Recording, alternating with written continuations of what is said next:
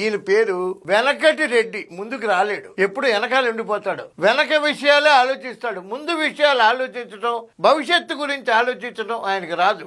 అందుకనే నేను వెంకటరెడ్డి అని పెట్టాను. వెంకటరెడ్డికి మళ్ళీ కార్యక్రమాలు చంద్రబాబు నాయుడు వచ్చినా తీసుకొచ్చాడు. ఒకటి 3 Pలు, ఇంకోటి 4 Pలు, ఒకటి P3, ఇంకోటి P4.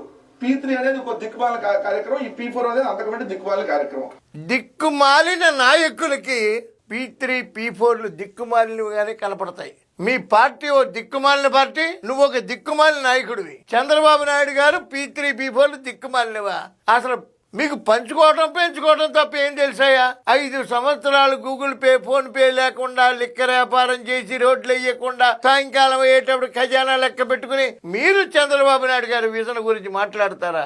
P3 అంటే పబ్లిక్ ప్రైవేట్ పార్ట్నర్షిప్. అది సంపన్నులు వారి డబ్బుతో సమాజానికి సేవ చేయటం. ప్రభుత్వం దగ్గర డబ్బులేం లేవు. 63% జీతాలకు పోతాయి, 37% లో సంక్షేమం చేయాలి. ఎక్కడి నుంచి చేస్తారు? మీలాగా ఆస్తులు తాకట్టు పెట్టేయడమా? విశాఖపట్నంలో 12 ఆస్తులు తాకట్టు పెట్టేయడం, అసెంబ్లీలు తాకట్టు పెట్టేయడం, రైతు బజార్లు, కమిషనర్ ఆఫీసులు తాకట్టు పెట్టేయడమా చంద్రబాబు నాయుడు గారి పాలన అంటే? సంపన్నులు ఇవాళ గుళ్ళల్లో భోజనాలు ఎవరు పెడుతున్నారు?